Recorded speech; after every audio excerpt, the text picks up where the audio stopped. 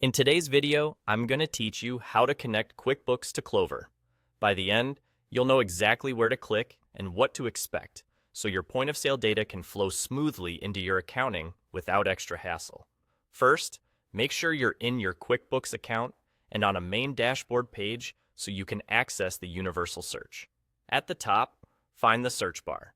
In that search bar, type My Integrations, then select it from the results.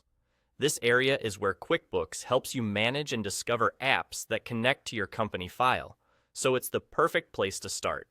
Inside My Integrations, look for and open the Find Integrations tab. This tab is designed for browsing and searching apps that work with QuickBooks. It's organized to help you quickly locate the right tool without digging through menus.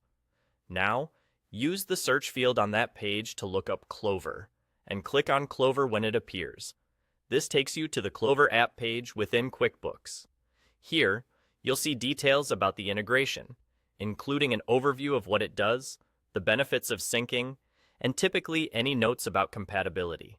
It's a good idea to skim this information so you know how your sales, taxes, and payouts may appear after the connection. If you manage multiple locations or devices in Clover, take a moment to confirm the integration supports your setup. When you're ready, click Get App Now in the top right. That button starts the connection and authentication process.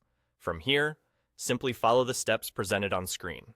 The prompts are designed to guide you and may include signing in to your Clover and QuickBooks accounts, granting permissions so the systems can talk to each other, and confirming basic preferences.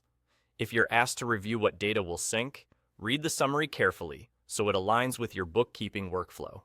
Keep your login credentials handy. Make sure you have the correct company file open and confirm you have the right permissions to authorize apps. Once you complete the prompts, QuickBooks and Clover will finish the handshake. You'll typically see a confirmation message indicating the connection is active. That's all there is to it. If something doesn't look right, you can return to My Integrations to review the connection details or revisit the Clover app page for help articles and support. And remember, after the initial setup, it can take a little time for your first sync to appear, especially if there's a lot of data. Thanks for watching, and enjoy the streamlined workflow between QuickBooks and Clover.